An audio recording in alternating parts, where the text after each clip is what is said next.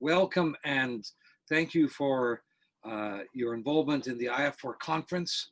IAFOR has faced many challenges over the years, and they've chose to keep going. And I remember just shortly after IAFOR started, and we had the triple disaster here in Japan, and people still came. And so all kudos to IAFOR and the entire team for finding ways for us to continue the mission of sharing ideas in a cross-disciplinary way. Well, welcome to my boat. This is my 40-year-old French sailboat, which I plan on sailing across the Pacific Ocean in 2 years' time, and for it to be a virtual classroom for classes in Asia and around the world. I'm going to see if I can now share my screen with you and open up the PowerPoint. View to slideshow.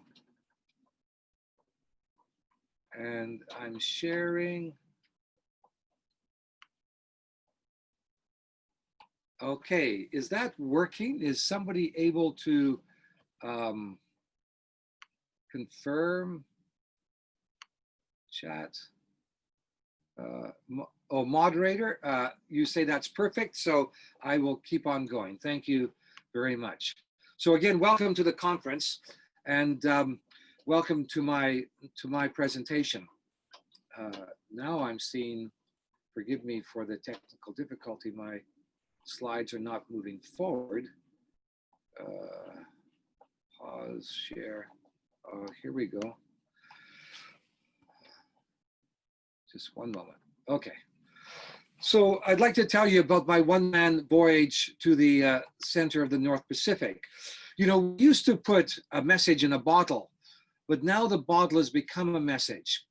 My entire life has been devoted to providing water to those who have none. And it's been a focus on fresh water and clean water. And now my attention is shifting, not leaving behind the clean water message, but now moving attention to our oceans. Although in recent days, clean water has been coming into our consciousness in a fresh way because of its importance for not only drinking, but for washing. And water is critical to this planet. And so I have this dream, this goal to, in this remaining part of my life, and I'm now 65 as of 2 days ago, to bring attention to the planet's water resources and how important it is for life. So I plan on crossing the North Pacific. I'm not much of a sailor. I'm a Gilligan wanting to become a Popeye. Last year was year 1 of the 3-year program. In year 1, I acquired a boat, began to learn to sail, got my license. And now as I start year 2, I need to get blue water experience.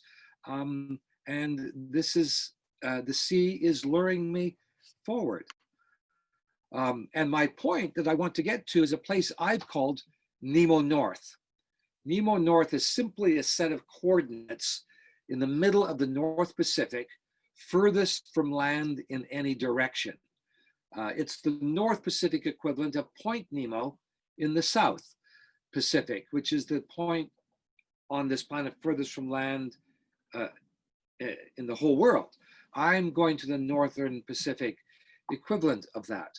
And it's something deeply personal that draws me to these coordinates. I want to go and ponder profound themes. I want to be there by myself to consider what's up there and what's in the depths below and what's inside.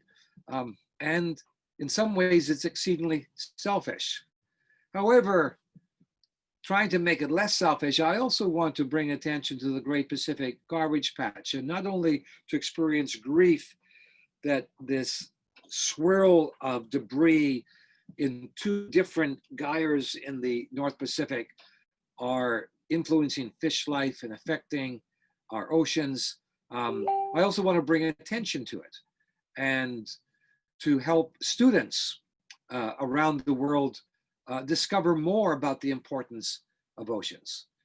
There's the West Pacific Gyre and the East Pacific Gyre, and I will be basically sitting just across the top third of both of them before I turn north towards Vancouver. And so that is my dream, and this is what I'm preparing to do. Specifically, I have been reminded of the importance of education in this process by acquiring 2 levels of a Marine captain license, of learning about diesel engines and about navigating by stars and by marine charts, and learning so many things. And like Picasso, I have this great appreciation for it. And so I wanted to share the education I'm receiving with others. So that's why I'm doing this, and I'm motivated. If I was to think of a single person that comes to my mind with whom I want to leave a legacy of information, of awareness, passion, it's my grandson and his generation. Eli is 8 years old. He was conceived and born during 2011, the year of the great calamity here in Japan. He has raised money for Hope International himself. And if all goes well, he and his generation should live well into the 22nd century. So I'm very concerned with education in and outside the classroom. And pictures of these young people, pictures of young people in Africa for which we provided clean water, students of the British school in Tokyo who I spoke to just a few months ago. And so education is at the very forefront of people that I want to convey and engage. So I launched this project called the Great Pacific Learning Project. And my hope is, by those who heard me present it at the Singapore conference by IAFOR, and this one today, the handful of you who have taken the time to listen in, I'm looking for people to give advice, to spread the news, and perhaps even be on the selection committee. So let me just briefly tell you how the thinking has developed so far. First of all, for the proposals that I'm happy to receive, and which will go through a selection committee, I want to know the name of the learning project. I want to know what students and their teachers hope to learn from it. I need to know what they need me to do on their behalf as I sail across the North Pacific, because it has to be within my capacity, including having the right equipment and materials. And I want to also know their communications plan. And so that each proposal needs to contain these elements within it for myself with the selection committee to consider what classrooms we can have a direct link with.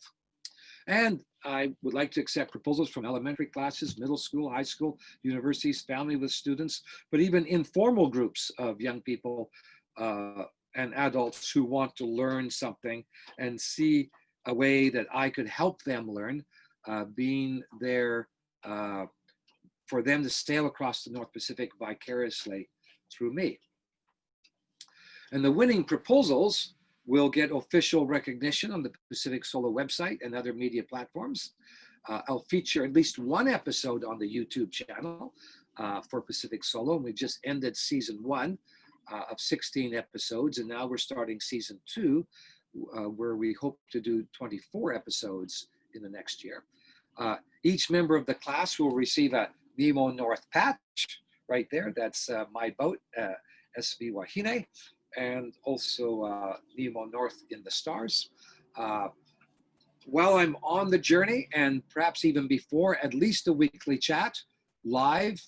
And also I can, would intend at my expense, to visit the classroom and students, or a gathering before and after the voyage.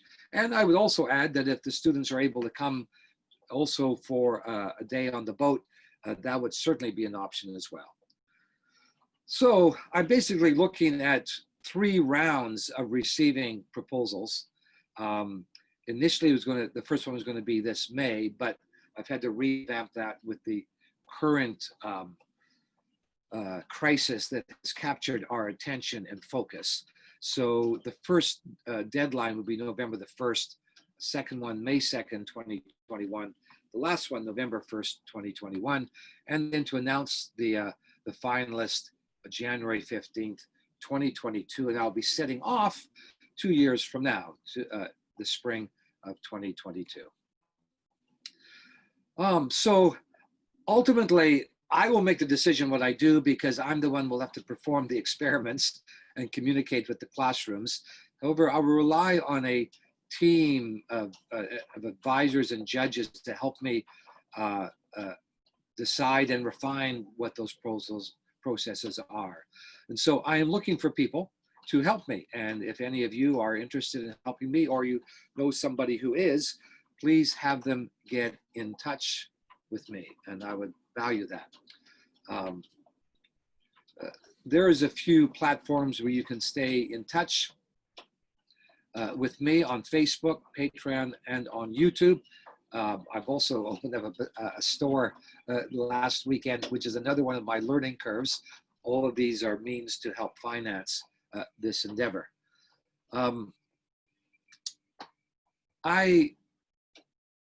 I want to share something at the end, and I know the conference has allowed me an hour, and I know that you are busy people and you have other things to do, so I'm going to keep it short and then open it up for question and answers if in fact there are any.